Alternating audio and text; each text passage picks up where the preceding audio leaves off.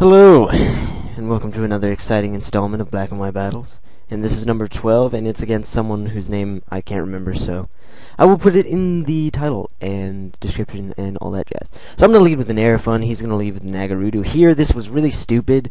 My Aerofun doesn't carry taunt, but I thought he would spike anyway.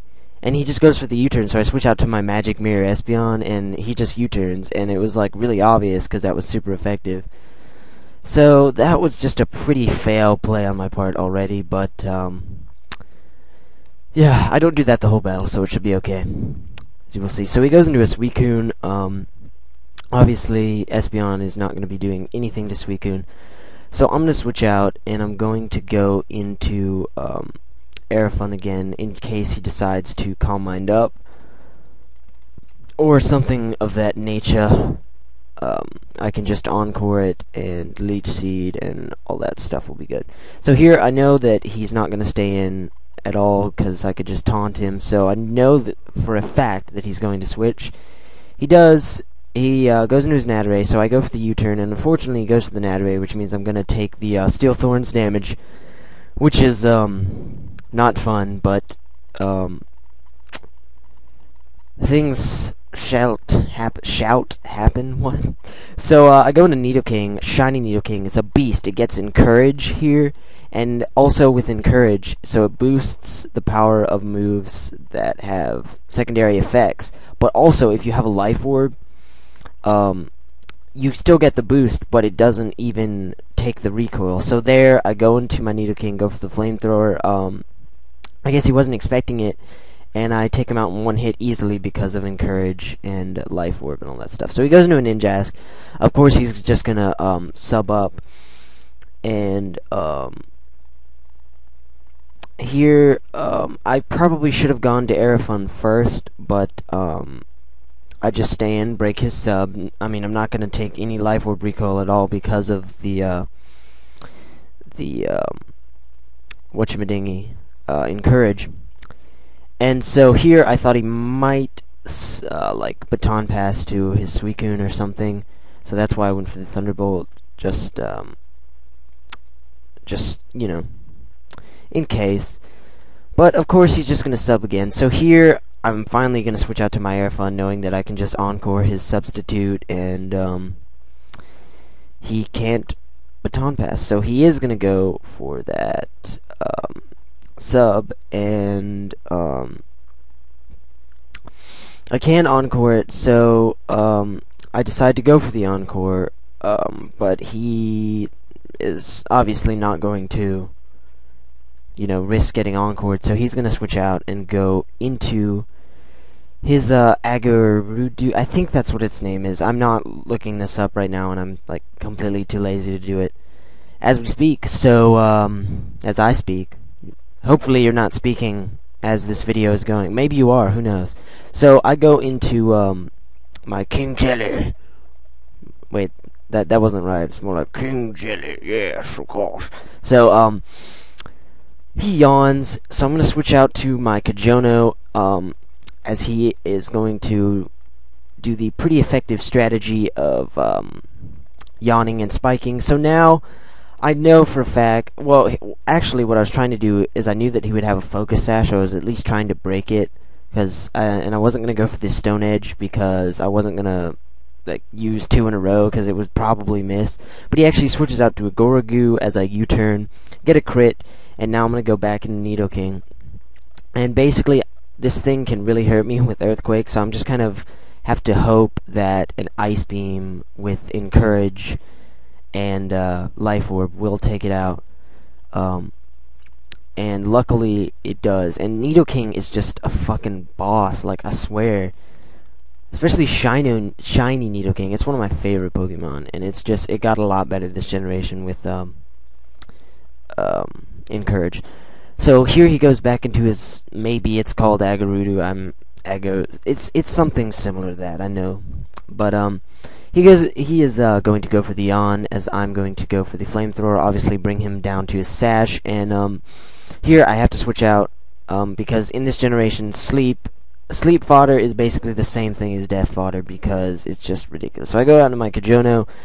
He is going to take Okay, he goes for the U-turn. I thought he spiked again. Nope. So he goes for the U-turn. It actually does a lot because he gets a critical hit, even though I resist it. But here he's going to switch out, and he's gonna go into his Suicune here, which obviously, because it's ridiculously bulky, I can't really touch it at all. So I'm gonna have to U-turn out just to get a little bit of damage on it. And so I do U-turn out, and I'm gonna go obviously back into King Jelly here. Burungaroo, because with Water Absorb it's gonna wall it, but I guess he predicts that, goes for the Roar, and switches me back out to Nidoking. And here I know that Thunderbolt is not gonna kill it because Suicune is it's ridiculously bulky. There's no way it's gonna kill it, but the Suicune is really gonna annoy me with phasing and stuff, so I'm just gonna go for the Thunderbolt. I know that he's probably gonna take me out with, Boiling Water or Surf or whatever. I don't think he would have Surf and Boiling Water, so I guess Boiling Water. But it does less than I thought it would, not being stabbed, I guess. But that is the way of things often. So my Nidoking does get taken down, which is sad because it's a boss. So here I go into Rar, which I just noticed is the exact same name as my Nidoking, but yeah, I guess that's the name I use when I don't have anything else to say. But here I know that he's going to go for the Roar, predicting some sort of stat-up move, so I just go straight for the Aura Sphere. And it almost takes it out, and I was like, that's so annoying. And like I predicted, he does go exactly for that Roar, and it is going to roar me out to Espeon, which is fine because I'm obviously able to live the Spike's damage and then outspeed and kill him with the Psychic. But for whatever reason, he decides to instead fodder off his Agaroo derp, and that is exactly what he does, and it is taken out by my Psychic. So he fodders that off, and now, what does he go into? I don't remember. Oh, and by the way, my birthday was yesterday, and I know I haven't uploaded in a while, but yeah, I've been doing other stuff, and but yeah, I had this battle a while ago, so yeah, so he back to narrating. He killed me with a bug opposition on his Ninjask. Not really a huge deal. I'm gonna go into my Whiskers here. I was expecting him to sub again, so I went for the payback, because obviously I didn't want Stone Edge to miss if he kept subbing up. But he actually just stays in, goes to the bug opposition, and I was like, okay, and I'm just going to take him out with the payback, because Ninjask is really weak defensively. So, that is going to easily take out his Ninjask, and he's going to go into a Dragonite. And I'm stuck into a payback, which is pretty weak, considering I'm going to be faster than that Dragonite anyway, so I'm going to go into Airfun. He actually goes for the Gale here, which is interesting. But yeah, that's obviously going to take me out. I wasn't predicting that. I just kind of went into Airfun as death fodder because, or in case he Dragon Danced, I could encore it.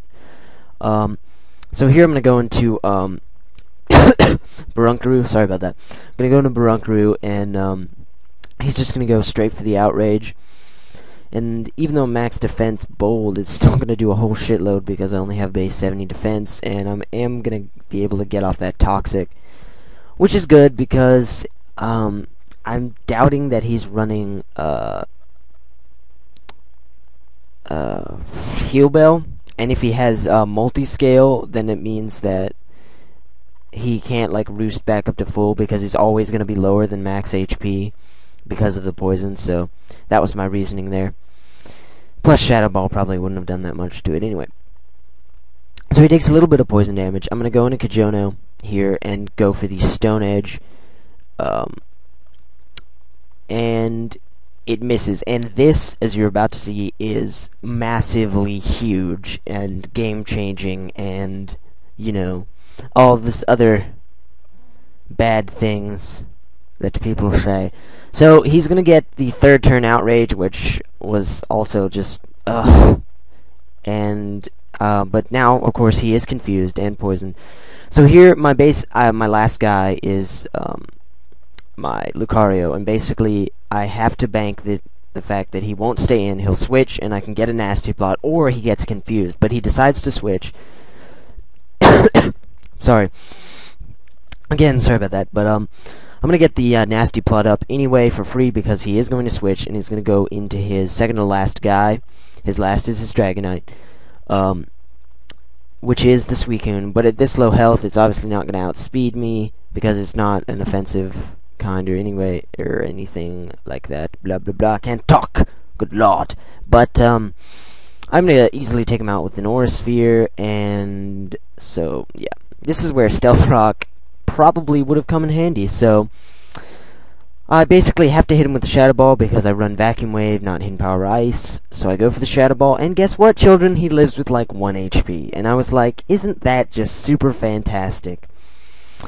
But hacks will happen, and so great game, guy, and sub to me if you like my vidges. Peace.